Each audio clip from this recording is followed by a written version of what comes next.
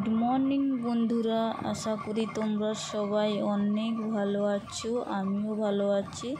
সবার সুস্থতা কামনা করে আজকের ব্লগটা শুরু করছি।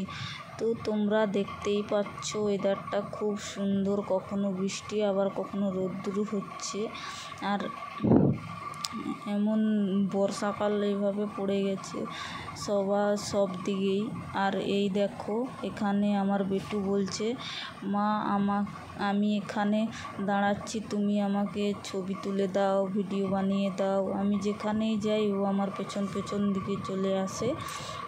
আরও একটা কথা, আমাদের এখানে বর্ষাকালের পরিবেশটা অসাধারণ দেখতে লাগে। চারিদিকটা সবুজে ঘেরা সুন্দর একটা মাঠে কত গরু ছাগল ঘাস খেয়ে বেড়াচ্ছে, অপূর্ব দৃশ্য। আর এই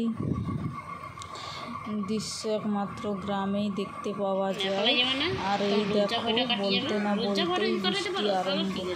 দেখো কেমন ঝমঝমিয়ে বৃষ্টি হচ্ছে। আষাঢ় মাস মানেই বর্ষাকাল, তাই না? দেখো বৃষ্টি টিপ টিপ টিপ টিপ করে বৃষ্টিটা পড়ছে।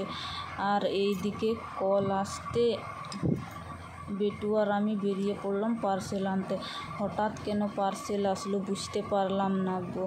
বড়মশাই আবার কি অর্ডার করলো, তারপর পার্সেলটা আনবক্স করতে অবাক হয়ে গেলাম। বড়মশাই এভাবে সারপ্রাইজ দিবে ভাবতেই পারিনি। আর বড়মশাই পার্সেলটা আনতে যেতে পারেনি, কারণ কাজে ছিল।